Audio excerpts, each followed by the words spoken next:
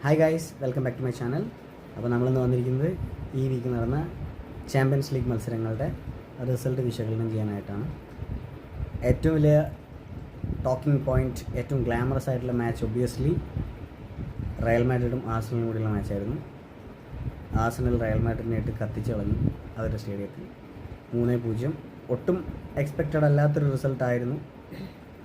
May be ജയിക്കുമായിരുന്നു, പക്ഷേ ഇങ്ങനത്തെ ഒരു റിസൾട്ട്, ഡെക്ലൻ റൈസിൻ്റെ 2 സൂപ്പർ വേൾഡ് ക്ലാസ് ഫ്രീ കിക്കുകൾ അവരെ അക്ഷരാർത്ഥത്തിൽ ഞെട്ടിച്ച് കളഞ്ഞു. പിന്നെ റയൽ മാഡ്രിഡിൻ്റെ സ്റ്റാർ പ്ലെയേഴ്സിന് ആർക്കും പ്രതീക്ഷയ്ക്ക് ഉയരാൻ സാധിച്ചില്ല, കിട്ടിയ അവസരങ്ങൾ പാഴായിക്കളഞ്ഞു. സോ ഓവറോളായിട്ട് പറഞ്ഞാൽ ആഴ്സണൽ വളരെ നന്നായിട്ട് തന്നെ കളിച്ചു. 3-0 എന്നുള്ളൊരു റിസൾട്ട് കിട്ടിയത് റയൽ മാഡ്രിഡിൻ്റെ ഭാഗ്യം. അതിൽ കൂടുതൽ വരാനുള്ള സാധ്യതകൾ വളരെ ഉണ്ടായിരുന്നു.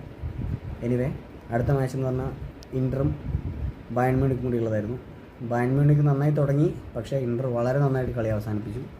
ഇൻ്ററിനും 2-1 എന്നുള്ളതിന് പകരം കുറച്ചും കൂടി സ്കോർ ലെവൽ കൂട്ടാനൊക്കെ പറ്റുന്ന ഒരുപാട് അവസരങ്ങളുണ്ടായിരുന്നു.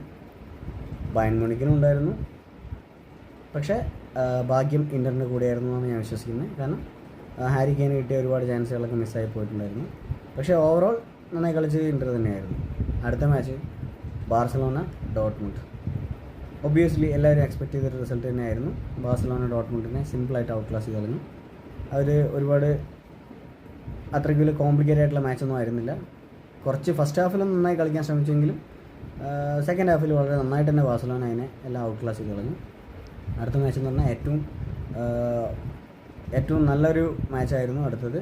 നമ്മുടെ PSG-യും അസ്റ്റൺ വില്ലയും കൂടിയുള്ള കളി.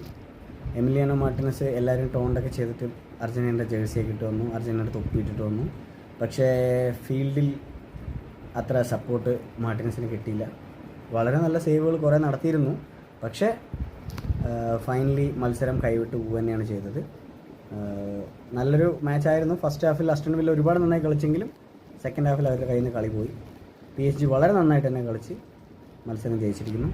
അപ്പോൾ ഇനിയുള്ള സെക്കൻഡ് ഹാഫിൽ നമുക്ക് കുറച്ചും കൂടി നല്ല മത്സരങ്ങൾ കാണാനുള്ള പ്രതീക്ഷയിൽ ഇരിക്കുന്നു. Okay, by.